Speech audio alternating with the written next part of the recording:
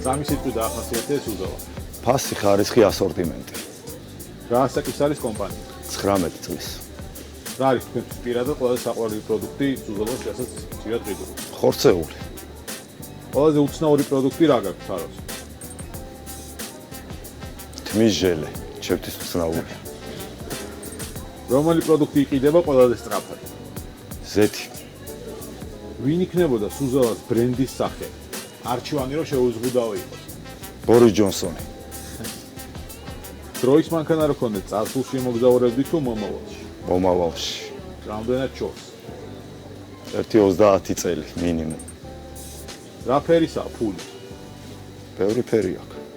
მრავალფეროვანი. მრავალფეროვანი. მითხარი ერთი ნებისმიერი რამ, რაც საქართველოს როგორც ბრენდს ყველაზე უკეთ წარმოაჩენს. ტურიზმი. სულხან პირველი კითხვა ჩემი იქნება, ჩვენთან რა განასხვავებს თქვენ სუპერმარკეტს სხვებისგან? ასორტიმენტი და ფასი პირველ რიგში, არ ჭყალებში ვაბოლებთ მომხმარებელს, ძველი ფასი, ახალი ფასით, მუდმივად არის საშუალო ფასი რაღაც გამოყვანილი, რომელიც დაახლოებით 20-25% საერთო კალათთა სხვაობას გაძლევს და გათვლილი არის საოჯახო საყიდლების მაღაზიაზე და რაც უბნის მარკეტის ნიშაში არ გადავდივართ რა. როგორ ახერხებთ დაბალი ფასის შენარჩუნებას ერთის მხრივ და მერე მომხმარებლის მაყოფილებას თან მეორე? დაბალი ფასის შენარჩუნებას, ფირმების დახმარებით ვახერხებთ იქიდან გამომდინარე, რომ ხედავენ მიგვაქვს მომხმარებელთან ფასი. შესაბამისად ფასი იძლევია ნორმალურს. რომ ფასდაკლებით არ იზრდება მარჟა. მომხმარებელთან მიდის ის ფასდაკლება და შესაბამისად უღირთ.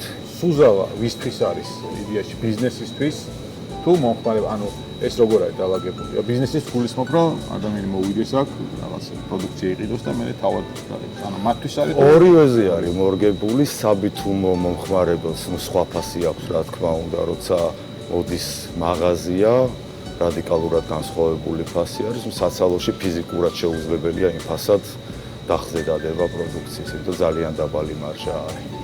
რამდენ კომპლექსურია აი ამ სექტორში მუშაობა და ამ სექტორში ბრენდზე მუშაობა? საკმაოდ რთული არის. რა არის თავარი გამოწვევა? თავარი გამოწვევა პატარა ბაზარზე დიდი კონკურენცია. საკმაოდ რთული არის, ცნობადობის გაზრდა არის რთული, იმიტომ რომ აქეთ ახლა ნაძალადევის ფილიალში ნაკლებად ვიცნობს ხალხი, გლდანში არ არის პრობლემა. გლდანში დროიდან გამომდინარე 25 წელი არის და რამე მნიშვნელობა აქვს რა განლაგებას? მინდა ეს კითხო, აი მაღაზიაში შემოვიდა მომხმარებელი, სად რა უნდა იყოს?